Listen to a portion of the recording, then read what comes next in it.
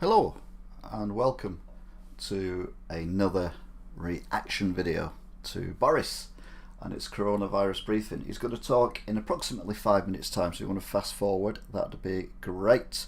Obviously you can't do that if you're watching it live. So Boris has been having discussions with, well, not just him, his people and people of Greater Manchester's people have been talking to try and discuss things, what's going on and what they're going to do and who's going to do what and why they're going to do it and when they're going to do it and what they're going to do and all this, that and the other. And the truth of the matter is, well, they've not come to agreement. The gist I get is that Burnham asked for £90 million to see us through to the end of the year, bearing in mind they're on about a 2-week lockdown, but anyway, just go with it. And he said we've got to have 90 million, otherwise we're not doing it. And then he ended up going down to 65 million, which when you negotiate you do. But then they wouldn't agree on 60 million. So confusion reigns. I'm more concerned that people like my elderly mother are more at risk because of this delay than what they would be had we have gone in to tier 3 slightly earlier. But anyway, what's the life, eh? Doesn't really matter as long as there's money involved, eh, Burnham? Says he's doing it for the local people, and he's doing it for people who want to are on minimum wage and are only going to live on 60% of the minimum wage and all that kind of thing. So I kind of see where he's coming from, but I don't always agree with what I see or what I hear or what I do. So it'd be interesting to see what Boris says, because Burnham's been out on his steps doing his little ranting and saying it's everyone else's fault but his. And Boris no doubt will do the same thing, only where I'm sat in the and he'll say the Oval Office then. It's the wrong one, isn't it? But anyway, he'll be on in about 3 minutes. I've got the Downing Street feed up, so we can keep an eye on that for you. Just kind of hoping I'm not going to be in the way of the... So I'll move myself over here because I was in the way last time, because they have the guy does the sign language on. So turn that light on as well, it might help a little bit, or it might not, I don't know. Yeah, it does. So we'll wait and see what Boris has got to say. Now, if it was me, I would put the whole country into a 2-3 week lockdown like we were in March. I'd do it now, so that early middle November we come out of it, and then all the businesses that need a good Christmas have got a chance of having a good Christmas. If we don't do anything now, the way I look at it, we're going to have to do a lockdown anyway. If we do it in December, that is going to wreck the economy. I mean, wreck the economy. So get it out of the way now while it's pretty quiet, and then bring us all back. Christmas, brush, bish, bash, bosh, get it done, and then January, February, we can think about doing another lockdown if we need to when it's quiet again. But there's a lot of businesses going to go bust if we have a lockdown in December. I'm not saying I'm one of them, but I know lots of them that are. So we need to get this lockdown. We're going to do a lockdown. We all know we're going to do a lockdown, so we need to get it over and done with ASAP. And then we can have a good run up for Christmas, November, December, get New Year out the way, and then think, thank God 2020 is over. Oh bugger, 2021's going to be the same, isn't it? But from the start. So yeah, we'll wait and see. Anyway, Boris, I think, is about to arrive. I'm very excited. I'm not excited. He's not arrived yet. So, yeah. Let's move that up a little bit as well, I think. Just so it's out of the way a little bit, because the number 10 logo gets in the way. There we go. Feel free to comment if you wish. Obviously this channel is all about taking the mickey and everything. I mean, you know, I've got a t-shirt on that makes me look like I'm wearing a suit. So I'm not taking it overly seriously. But like I say, what I would do is get the lockdown over and done with. Hello, Chancellor Toff. Get it over and done with, and then we can move on. Get Christmas out of the way, and then we can look at it for the beginning of next year. So I think he'll be coming any time now because it is 5 o'clock. I'm going to keep watching until they get to the news paper people asking the questions, because their questions usually are a complete waste of time. So I'll end the broadcast there. I'll do a quick sum up, but I'm not going to watch all the people asking the questions. But I'll do Laura Klunsberg and Beth Rigby and Patterson, or whatever he's called, Preston, and then we'll call it quits. So we're still waiting. Maybe Boris is on the phone right now with Andy Burnham going, Andy, we both look like idiots. Let's sort this out. And Andy's like, everyone thinks I'm an idiot anyway. And Boris says, well, everyone thinks I'm an idiot as well. Oh, we'll just leave it as it is then, shall we? Yeah, okay then, brilliant idea. No, bluster, bluster, waffle, waffle, waffle, bluster. Still not come out yet. See? Still not come out yet. It's very exciting. We're live streaming history and commenting. Speaking about it whilst we're doing it. Don't forget, if you want to have a chat, you can do. Very rare we go political. But, I mean, at the moment, let's be honest, everything's bonkers anyway, so we might as well join in for the political discussion. How long have we got left? Oh, he's coming. Right, so I've done that. Now I need to listen to him waffle, waffle, bluster, bluster. Rustle your papers a bit. That always makes it look good. Good afternoon. Good afternoon. I'm joined by Steve Price of NHS England and Jonathan Van Tam, Deputy Chief Medical Officer. Oh. Across the world, the countries that are waging the most successful fights against coronavirus are adopting regional and local measures to protect their populations. And that's why last week we launched the 3 local COVID alert levels for England, with interventions based on the prevalence of the virus in local areas.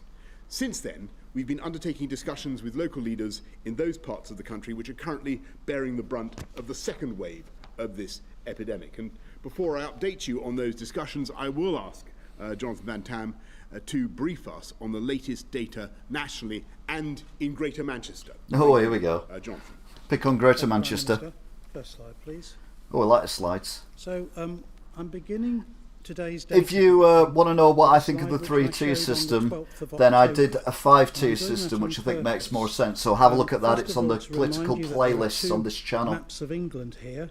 The one on the left in purple shows the weekly case rates per 100,000, and the one on the right in brown shows the rate of change per 100,000 population, all by local authority area level.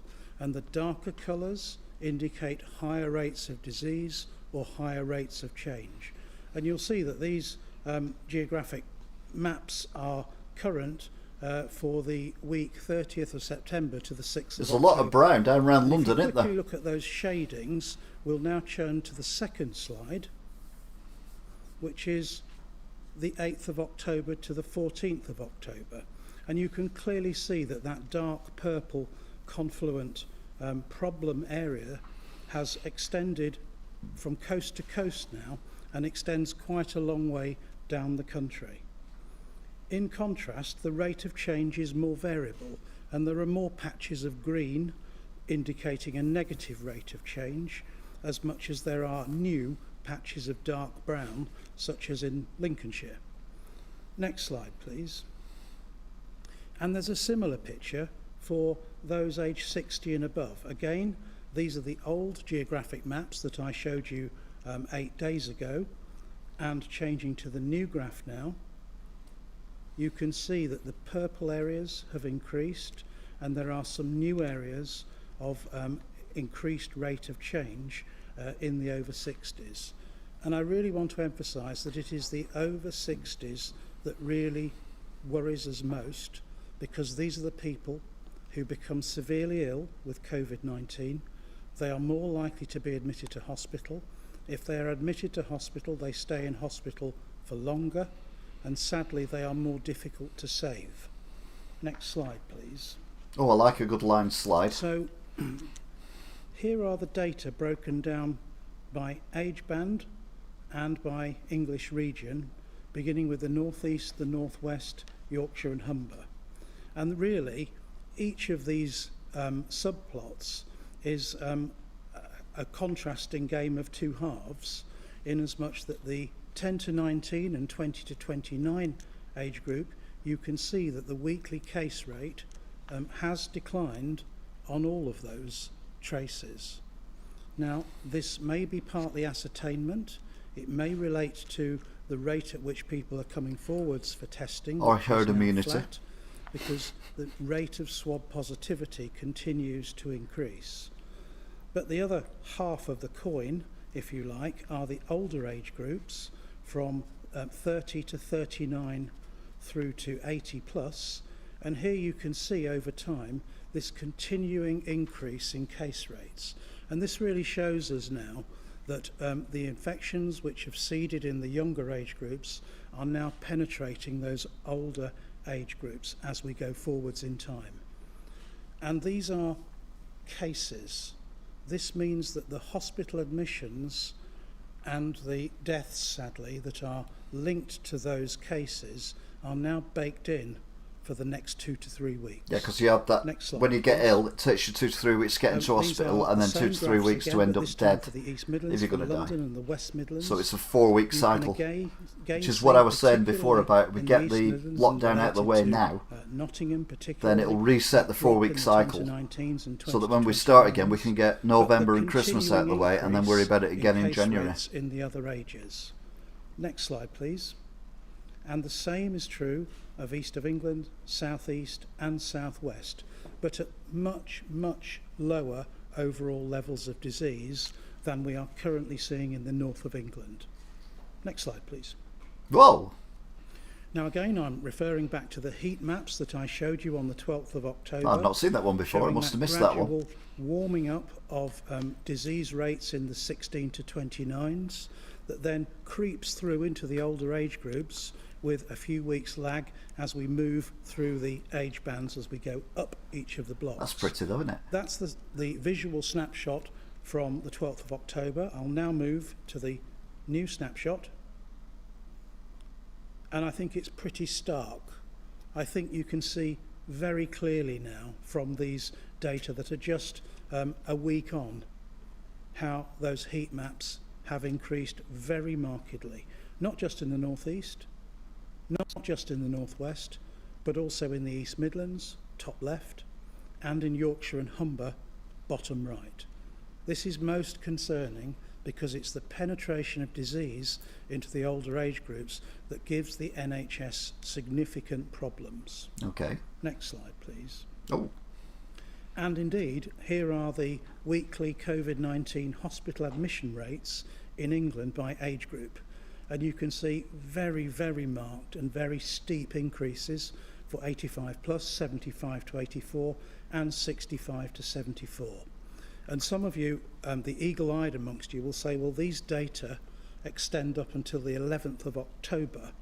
I will show you some data that go further than that, though they are not segregated by age, but the pattern is the same. Next slide, please.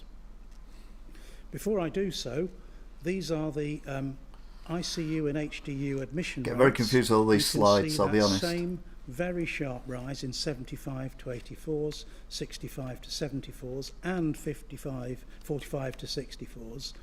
But that's me, less so 45 to aged 64. 85 plus, consistent with the fact that fewer patients in that age group are appropriate clinical candidates for intensive care. Next slide, please.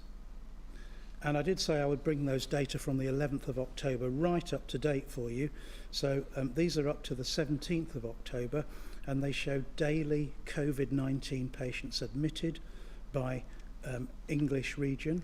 You can see that the burden at the moment is in the northwest, northeast and Yorkshire, but with an increasing burden in the Midlands. And London's going up as well, isn't it? The little red arrows that are on each of the x-axes show you where the level was 1 week ago, which shows you once this gets started in an area, how quickly it then builds.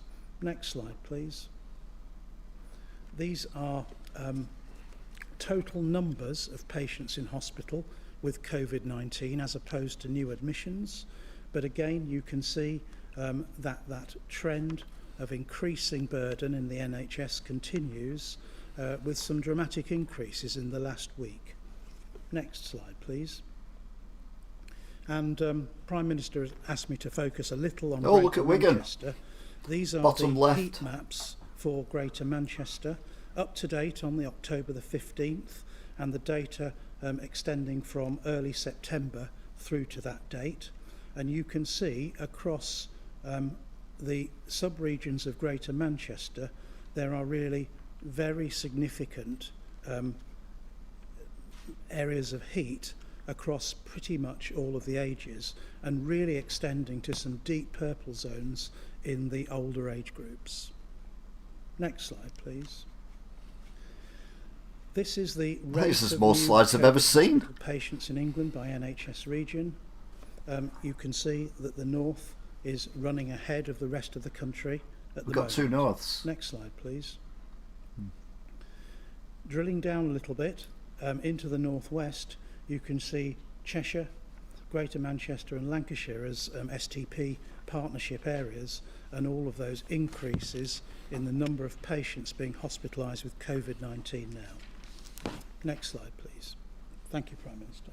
Oh, thank you very much, JVT. And the presentation that you Technically, it's in Greater Manchester, but we all say Lancashire. But at the moment, we're saying Greater Manchester. I don't want anybody. Bit like Andy Murray when he wins at tennis, he's British, but when he loses, he's Scottish. Because our collective action across the country has brought the R number well below its natural rate of about 3.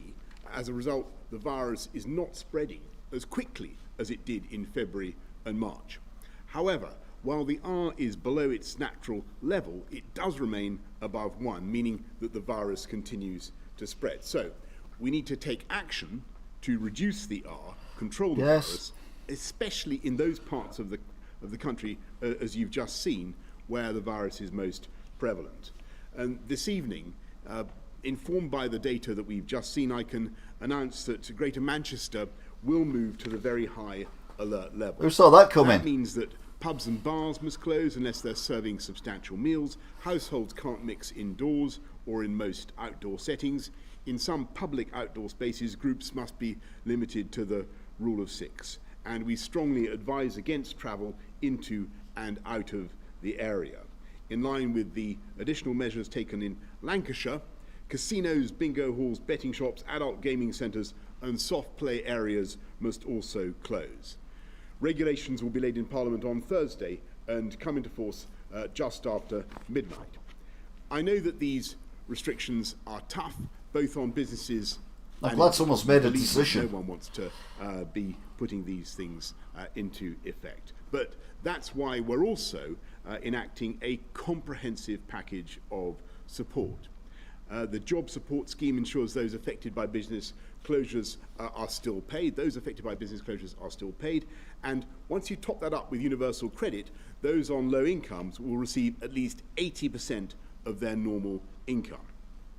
We've made available up to £465 million to help local authorities implement and enforce restrictions. Greater Manchester will receive £22 million of this, and that's on top of the extra £1 billion we're providing in funding for local authorities across the whole country. We will work with local authorities, including Greater Manchester, to allocate testing so Andy Burnham and introduce wanted 65 million. Tracing. The government offered him 60 million. Days, they didn't agree because of 5 million difference, and now it's gone down to 22 million. Well done, Andy. Top marks. Unfortunately, agreement wasn't reached, and I do regret this. As I said last week, it would have been better, and we would have a better chance of defeating the virus if we work together. In addition, I must say, to the support outlined above, we made a generous and extensive offer to support Manchester's business. I want to stress, this offer was proportionate to the support we've given Merseyside and Lancashire. The Mayor didn't accept this, unfortunately, and given the public health situation, I must now proceed with moving Greater Manchester, as I say, to the very high alert level.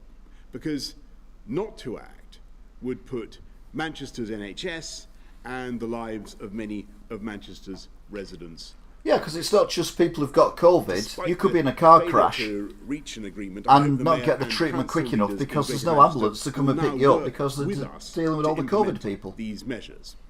Elsewhere, discussions on moving to the very high alert level continue with local leaders in South Yorkshire, West Yorkshire, Nottinghamshire and the North East. I hope and expect central and local government will continue to work closely together, as we're seeing in Merseyside, in London, in Lancashire and in many other parts of the country. Because ultimately, all of us want to protect the NHS and in doing so, to save lives. Thank you. I thought it was going to push that, it dropped off and it goes, stay at home, protect the NHS, save lives. Our first question, please. Here we go. How many places under Tier 3 restrictions would be needed before implementing a national lockdown?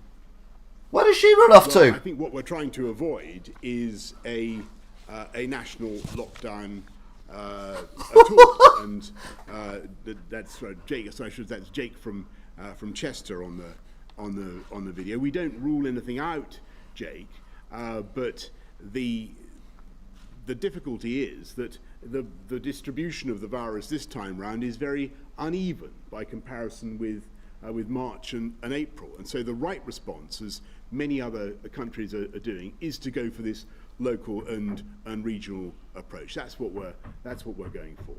Let's go next to Vicky from Lancashire. Vicky from Lancashire asks, my grandmother has dementia, lives in a care home and has been in and out of hospital over recent months. Due to restrictions on visiting and local lockdowns, I've only been allowed to visit her once since March. Is there an opportunity for the restrictions on visiting care homes to be reviewed, which may enable an individual to visit their loved ones? Well, I'm going to ask JVT, Jonathan Van Tam, to comment on that in a second. But I just want to say, Vicky, that everybody sympathises deeply with you and your family, and this is a situation that tragically is being replicated up and down the country. We do have to prevent the spread of the virus in care homes. You remember what happened in the early part of the year, so we have had to take some steps to protect elderly residents from the possibility of infection by visitors. But we are certainly looking at what we can do to review the circumstances that might allow people to visit their elderly relatives in extreme circumstances and on compassionate grounds, because I can see how absolutely wretched it is, and I think many people across the country Someone knocking have next now door. had experience of this problem. JVT, do you want to add anything? Yeah, thank you, Prime Minister. I mean, Just this noticed is Boris has had a hell of a really haircut. Extremely distressing, and I know it's extremely distressing for relatives and for people who live in care homes. But the unfortunate and horrible truth about this virus is that when it gets into care homes, it can inflict really massive mortality very quickly. And That's sort of one the advantage staff of my that mother. go into She's care living in homes are a being sheltered regularly accommodation tested. where she doesn't see You anyone can't else get apart them from the to carers. live in the care home as well, So they are in contact it's not as with the bad, community. but when I do go in, I And don't go there is anywhere this near her. constant tension between wanting to see relatives and not wanting to witness catastrophic mortality in these care homes. I am hoping that some of the pilots with rapid and novel testing methods will eventually lead to a breakthrough so that we can be more relaxed about visiting residents and our families in care homes in a much safer way. But for now, it is, I acknowledge openly, a very difficult situation indeed. And thanks for mentioning that point, JBT, about the new types of testing systems that we were hoping to bring in. And as I said in the press conference on Friday, we will be prioritising care homes for those tests, because it is a truly tragic and very, very difficult situation for many people. Let's go to Vicky Young of the BBC, please. Oh, it's Vicky Young. Prime Minister, in the last few hours, thousands and thousands of businesses in Greater Manchester have been told that they are going to have to close very soon. You've talked about £22 million of help for the Greater Manchester area. Can you now clear up, because many of your own MPs in the area do not know, what are you offering to the area beyond that? Are you withdrawing the extra, what you called generous offer? Is that now off the table? And what do you say to the Mayor of Greater Manchester, who has accused you of grinding down communities through these negotiations? And then to Professor Van Tam, if I could, Northern Ireland and Wales have both No, I'm not announced closing. what they're calling a fire break, a short period of severe restrictions. Do you think that now should be the approach for England as well? Well, thank you very much, Vicky. Look, I bitterly regret any restrictions that lead to damage to businesses and to people's lives. Of course I do. And nobody wants to be putting people in Greater Manchester or anywhere through these through the experience that they've been through. And frankly, Andy Burnham is right in what he says about the length of the endurance that Greater Manchester has shown. And I've simply got to look at the data, alas, the number of deaths, the hospital admissions, and we have to act. And of course, the package that I described, the 22 million that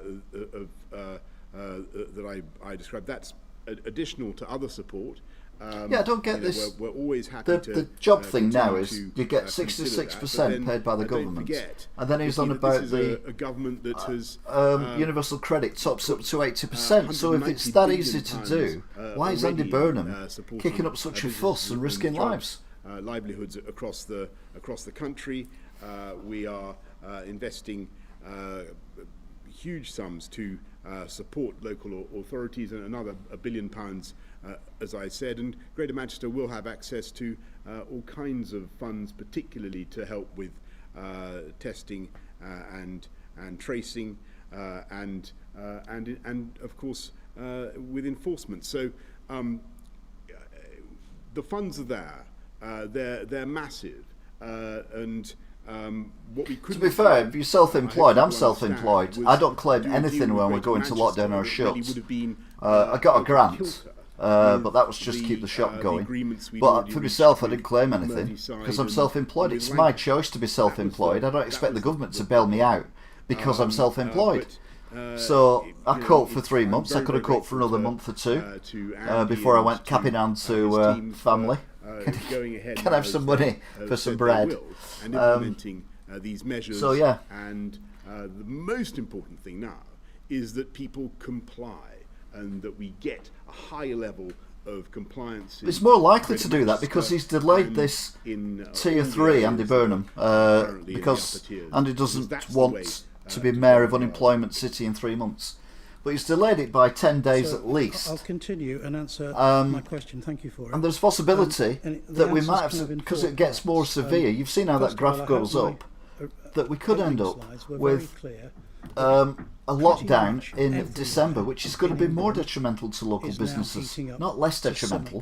So if anything, he's made it worse. And we are trying to walk a very fine line between getting the virus under control in areas where it is out of control and incurring the minimum amount of economic damage in doing so.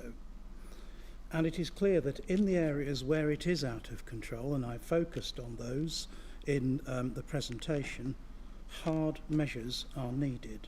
Nothing's fair in life, but if you choose to be self-employed, that is your choice. To insist on those similar. And I'm self-employed. I chose to be self-employed. It's my choice. I'll live with the consequences. Kent, where levels of disease are really very, very much. No one could see this coming. In the north of England. In other words, the national. And if you are laid off, you can get universal credit, I suppose, but I wouldn't claim that personally.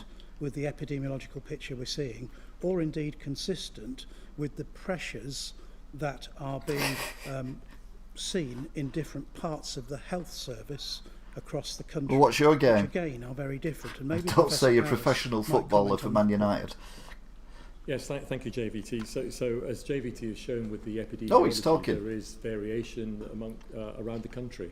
And indeed, that is also reflected in the number of patients that we see in hospitals. So if I give you an example of that, there are more patients in hospitals in Greater Manchester alone at the moment than there are in hospitals in the entire southeast and southwest of the country. So we are seeing variability in infection rates. Those infection rates inevitably lead to, unfortunately, more deaths. They lead to more hospital admissions and more people in hospitals. They actually lead to more long-term symptoms, because the problem you've got is no matter what you do, it's going to be wrong. You can't do anything beyond the initial. You can't do stuff for everyone. What's becoming known as long COVID, and that's a condition that affects. I don't think Greenwich would be overly bothered. But it is variable throughout the country. So the key to this, as the Prime Minister and Jonathan has said, yeah, well, already 22 million it cost. And that requires measures to be put in place that will do that, but also, crucially, for people to comply with those measures. Oh, they're not good out south, We did that in April and May, and we saw what happened. R came below 1, and death rates and hospital rates began to fall. So we know these measures work, and really we can all play a part here. It's for everybody in the public to comply with the measures to reduce the spread of the virus, and that will then reduce hospital admissions. It will benefit, obviously, people with COVID, but it will also benefit other patients who don't have COVID, because the last thing we want to be fair, Annie, I can't put that up, but everything that we use about 2020 has been a load of smelly stuff. Thank you very much, Stephen. Thank you, Vicky. Let's go to Carl Dinnan of ITV. Oh. Thank you, Prime Minister. Will businesses in Manchester, like the pub where I'm sitting now, have to close without any of the extra support that you were talking to Andy Burnham about earlier today? And is Manchester being made an example of? And if I could ask Jonathan Van Tam as well, 2 quick questions. Are these Tier 3 measures, with the added restrictions that come need to buy some new flowers to make a difference in Greater Manchester? And how damaging has the 10 days or so of delay been? Well, listen, Carl, thank you very much. And clearly, we wanted a deal. As I said, that was the best way forward. We've had to take action just because of the urgency of the situation. I've described. To be fair, they should have done this a week ago. Ones that are already on the table. Other discussions undoubtedly will continue. But just for your viewers, Carl, for our viewers. We've already, in Greater Manchester, provided £196 million of additional COVID funding to local authorities in Greater Manchester, £663 million to the Greater Manchester Local Enterprise Partnership through the Local Growth Fund to help them, and £81 million of shovel-ready projects to support business and growth in Manchester. We don't want to do this in the way that we've had to. Obviously, we're going to keep talking to Andy Burnham and his teams, but I'm grateful to them. I'm grateful to the leadership of the councils in Manchester now for getting behind the measures that we're putting in place, because that's our best chance of getting the virus down. So, to your question, Carl, about Tier 3 measures, the nationally published Tier 3 measures are the minimum national standard for hard measures, but there are other things that local authorities can consider on top, and I hope some do. What is really important is compliance. Everybody needs to accept that this is not a good place to be if you're in Tier 3, but to get behind it and try and get the rate of disease falling so that R in that area is falling, so that the pressure comes off the health service. Well, it's not so bad for me because I work on my own, so 60 plus I don't have any employees. I've had employees. And to your it'd be point a bit about worrying. what's 10 days delay look like?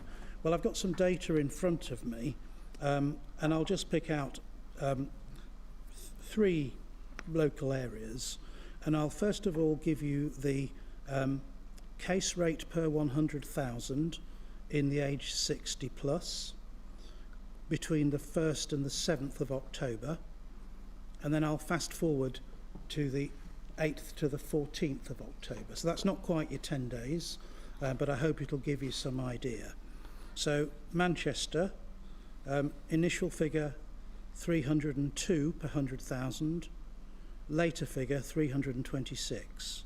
Salford 164, later figure 287. Wigan 207, later figure 399. So I hope that gives you. I know our Wigan Hospital is getting full because I know someone who works there. Of what we talk about when we talk about. And they've said the that they're beginning to panic a bit now because the number of people coming in. Rapid rate of progress of health service amenable problems in the elderly once this disease gets out of control in an area.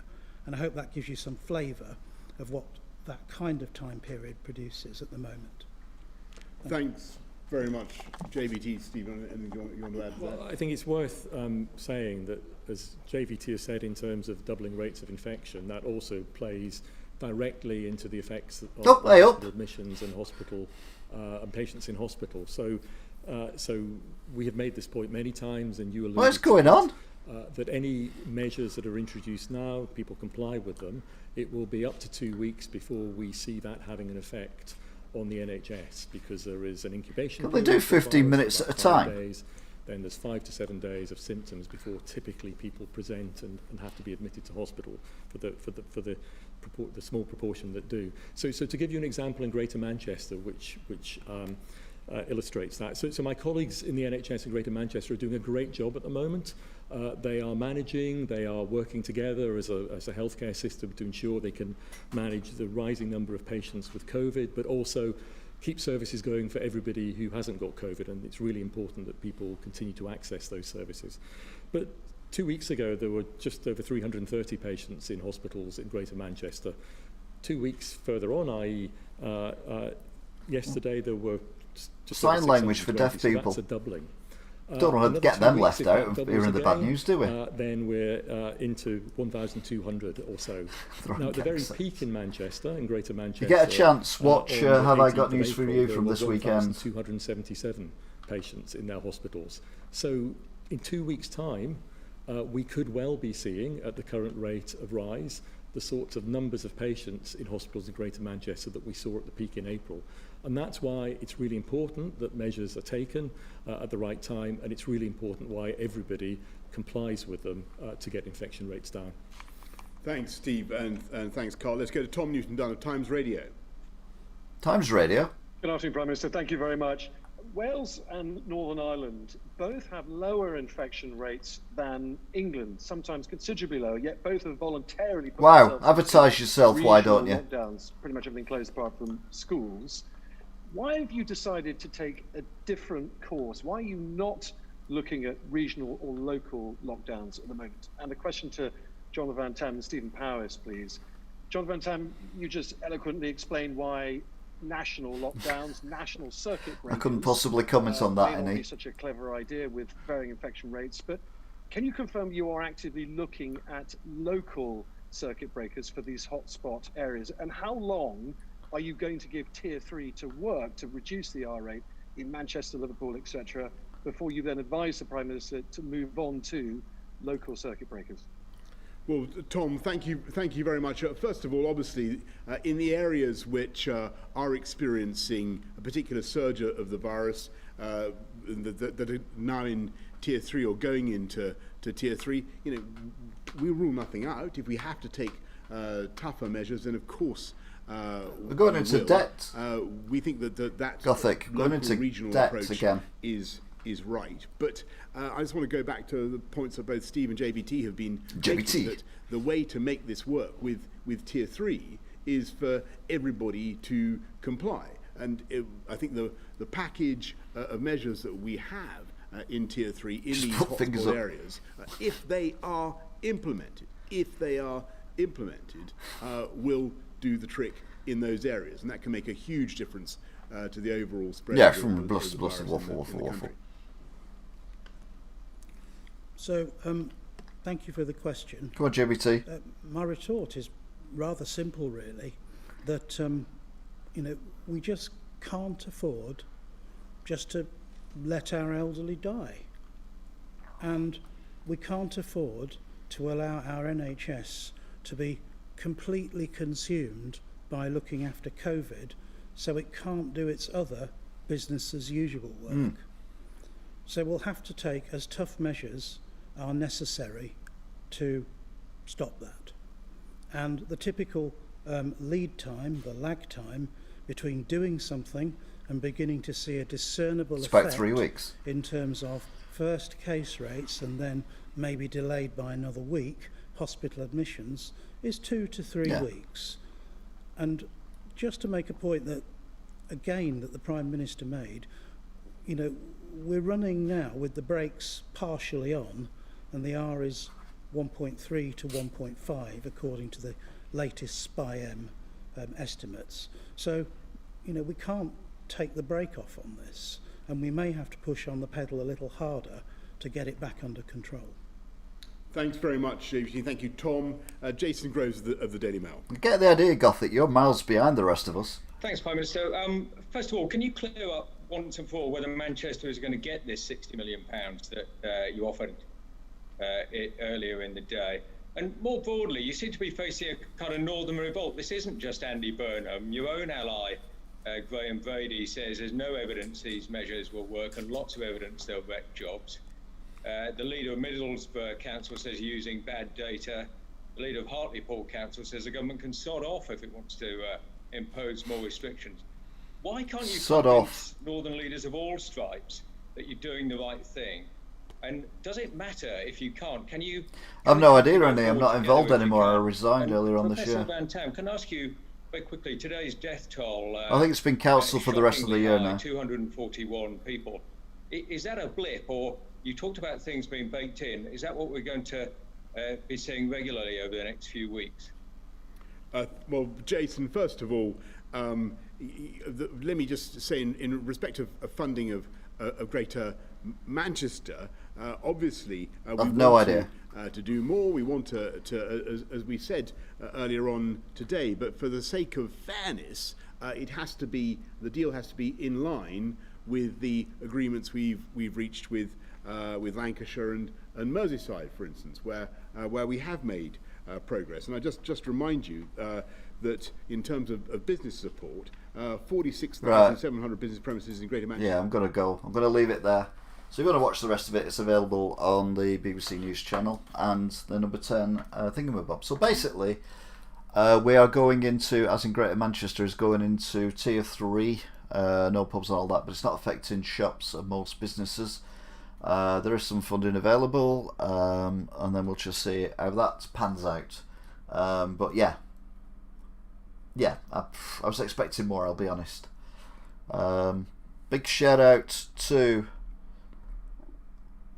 who's been on Toff, DC number 9, Gothic Geisha, NE, War Ready, my running mate, apparently, Carly,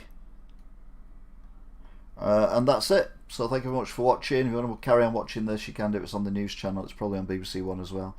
But I've got a place to be, so I will see you next time. Until then, goodbye.